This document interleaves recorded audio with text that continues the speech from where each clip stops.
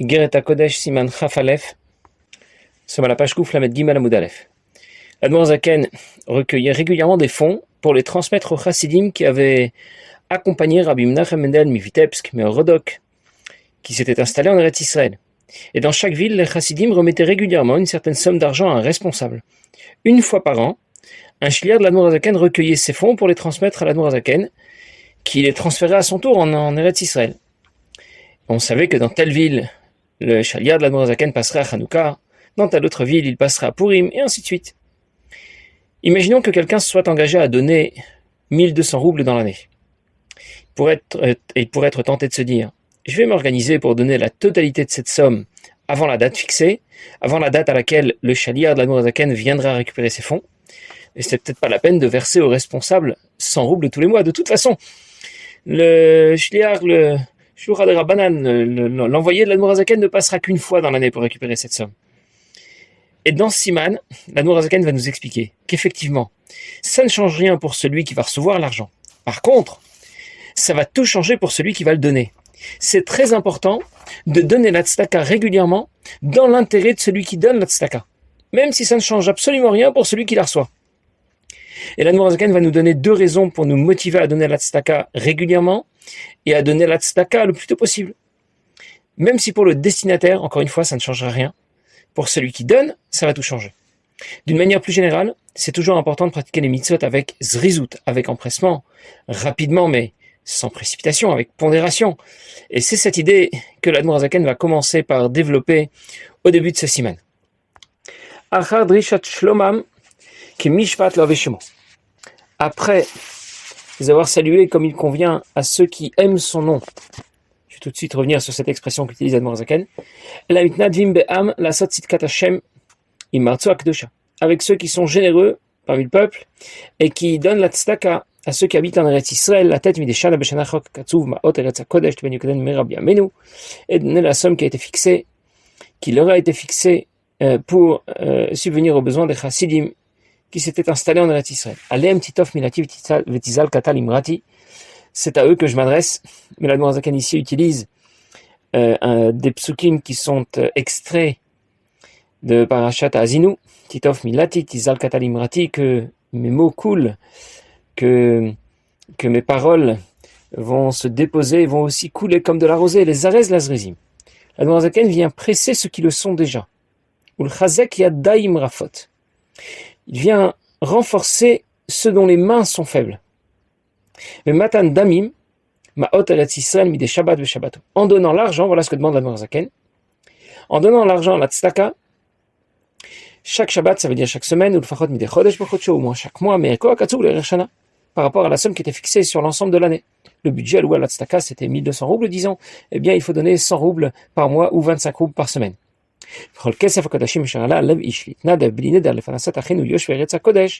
Et tout l'argent qui a été décidé d'être donné à nos frères qui habitent en Eretz Israël, Midei Shana Beshana, en Eretz HaKodesh, chaque année. L'Admor Zaken s'adresse à ceux qui aiment son nom, les Ohavei Shmo, ceux qui aiment le nom de Dieu.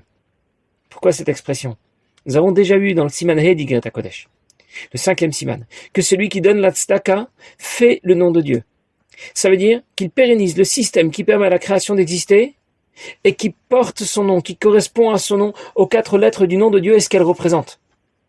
C'est pour cette raison que l'Admor Zaken s'adresse à ceux qui donnent la tzedaka en les appelant ceux qui aiment son nom.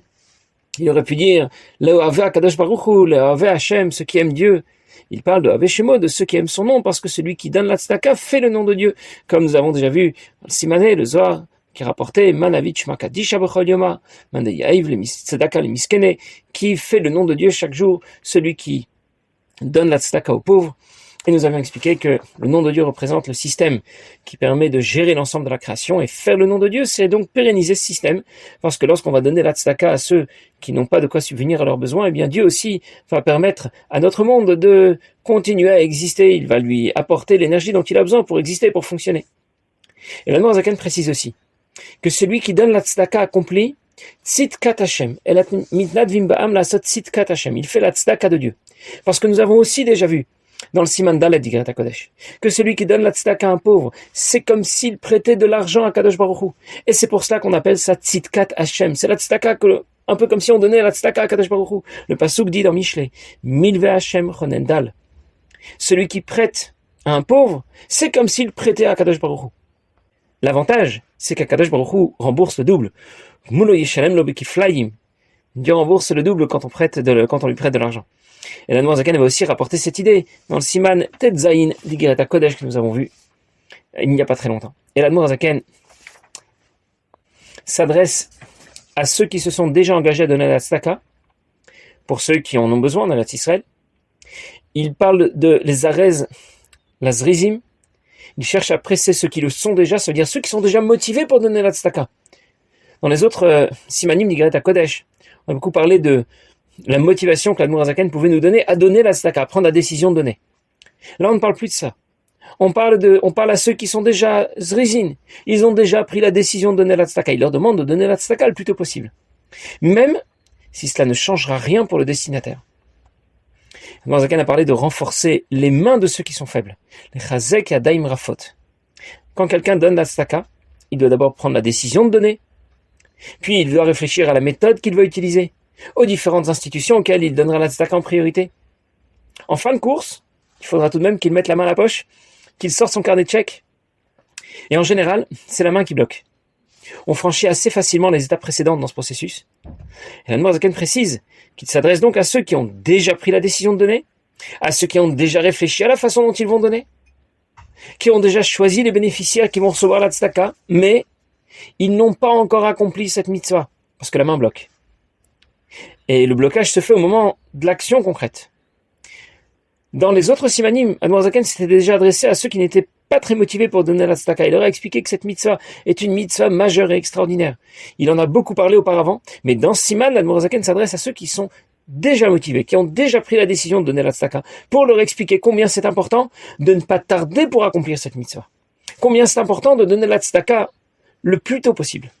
C'est dans l'intérêt de celui qui donne, même si encore une fois, le destinataire ne recevra encore rien.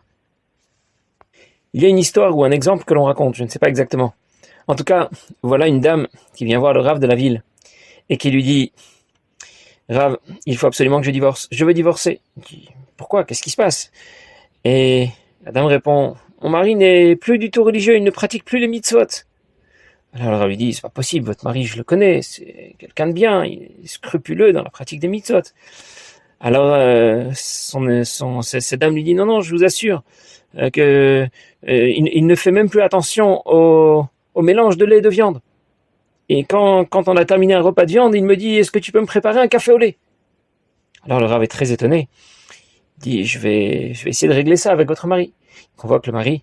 Et le mari lui dit le Rav dit au mari « C'est vrai que tu demandes à ta femme un café au lait après avoir mangé un repas de viande ?»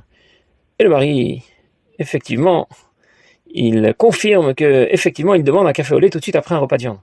Alors le Rav lui dit « Mais tu sais bien que c'est interdit de boire un café au lait après le repas de viande. » Alors le mari lui dit « Vous inquiétez pas, après le repas de viande, je demande un café au lait. Le temps que ça arrive, 6 heures seront déjà passées au moins. » Et de la même manière, je peux prévoir de donner la tzedaka, prendre la décision de donner la tzedaka, mais le temps que ça arrive, l'eau aura le temps de couler sous les ponts. Avant la fin de l'année, c'est sûr. Mais pourquoi se dépêcher ? L'Admor Zaken propose concrètement de donner chaque semaine ou chaque mois la tzedaka, même si le destinataire ne recevra la somme totale qu'à la fin de l'année. Ça veut dire donner 25 roubles par semaine ou 100 roubles par mois, plutôt que 1200 roubles dans l'année, même si finalement le destinataire ne recevra que les 1200 roubles qu'à la fin de l'année. Pourquoi c'est tellement important ? L'Admor Zaken va nous donner tout de suite une première raison, puis une autre raison que nous verrons une prochaine fois. Et il dit Kin emilvadaya dou alakol. Tout le monde sait bien Godel Malat Azrizut B'chol mitzvot. Combien c'est important d'être parmi les premiers à accomplir une mitzvah. Aneemar venishtem divrei razal. C'est ce qu'on dit, c'est ce que disent nos maîtres. Le lam yagdi madam lidvar mitzvah. D'une manière générale, toutes les mitzvot doivent être accomplies le plus tôt possible. Uzrizute d'Avram Avinu alav shalom yaomedet laad. Et la vitesse, la rapidité à laquelle Avram Avinu a accepté d'aller sacrifier son fils, c'est justement là le mérite qui nous protège depuis toujours. Là, nous le adolam, nous et nos enfants pour l'éternité. Qu'Avram Avinu soit prêt à sacrifier son fils. C'est pas une épreuve tellement extraordinaire par rapport à Avraham Avinu. C'est comme qu'Hachem dit Berbo, en plus, c'est Hachem lui-même qui lui parle et qui lui dit d'aller sacrifier son fils. Qui pourrait refuser? Si Hachem lui adressait la parole, lui demandait de faire quelque chose.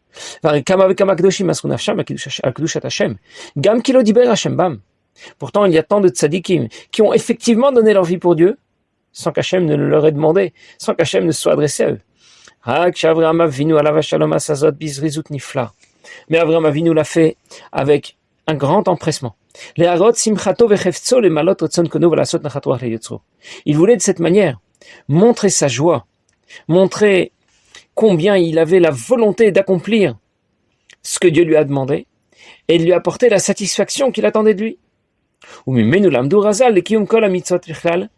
Et nous apprenons de la zrizout d'Avraham Avinu, de l'empressement qu'il a eu pour accomplir cette mitzvah, combien c'est important d'accomplir toutes les mitzvahs d'une manière générale avec beaucoup d'empressement.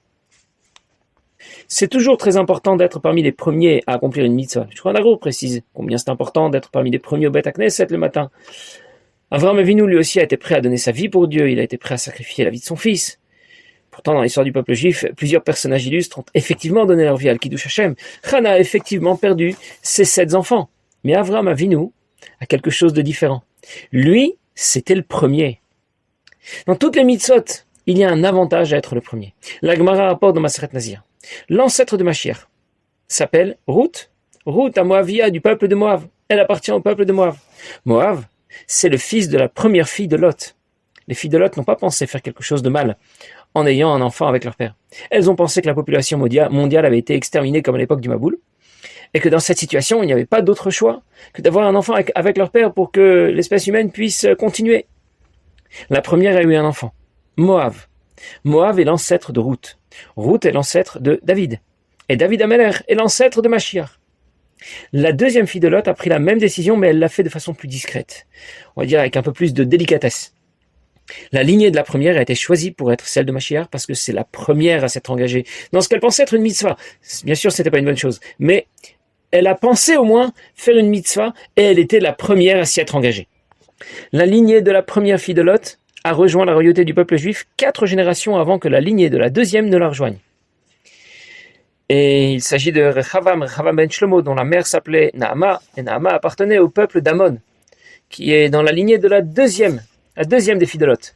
Alors on comprend combien donc c'est important d'accomplir une mitzvah, le premier, le plus tôt possible, avec empressement. Il faut tout de même faire remarquer ce que dit la Gemara dans Maseret Psachim, Yesh zariz veniskar, Yesh zariz venifsad. Il y a celui qui est empressé, et c'est une bonne chose, il gagne. Il y a celui qui est empressé, et ce n'est pas une bonne chose, il perd. Pourquoi il perd? Dans Maseret Psachim, on parle de celui qui veut travailler la veille de Pessah. Celui qui travaille ce jour-là, après le milieu de la journée, ne connaîtra pas la réussite dans son travail. Il se dépêche, il travaille, il les arise, mais c'était pas le bon moment. Il perd. Venifsad. Alors bien sûr, il faut se dépêcher pour accomplir les mitzvot, mais sans se précipiter, sans bâcler, avec intelligence et pondération. Sinon, yesh zariz venifsad, alors on peut se précipiter et faire n'importe quoi. Parfois même juste pour se débarrasser. L'idée, c'est de se dépêcher, d'accomplir rapidement les mitzvot, mais vite et bien. Accomplir les mitzvot avec passion, de bon cœur, et donc s'entraîner. Avraham Avinu a été prêt à sacrifier sa vie et celle de son fils, et il l'a fait tôt le matin. Vayashkem Avraham baboker. Il a ouvert la voie à une nouvelle façon de servir Dieu, avec Messirut Nefesh, au péril de sa vie, depuis que Nimrod a voulu l'exécuter en le jetant dans une fournaise, dans le feu. Mais ensuite, à l'époque de la Kedah de Yitzhak, du sacrifice d'Yitzhak, il a ouvert la voie à une autre façon de servir Dieu, avec zrizout cette fois, avec empressement. Depuis qu'il s'est levé tôt le matin pour aller sacrifier son fils, comme Hachem le lui avait demandé. Pour Abraham, être prêt à sacrifier son fils, ce n'est pas une épreuve si terrible. Dieu lui-même s'adresse à Abraham et il le lui demande. Qui pourrait refuser ou discuter? Ce qui donne tant de valeur à cette épreuve au sacrifice d'Yitzhak, c'est qu'Abraham était prêt à le faire rapidement. Il a montré qu'il était prêt à le faire de tout son cœur et avec joie. Vayashkem Avraham baboker. Il s'est levé tôt le matin. Il a lui-même attelé sa monture. Vous imaginez, je ne sais pas, Mavdil, le président de la République, qui n'attend pas son escorte, qui ne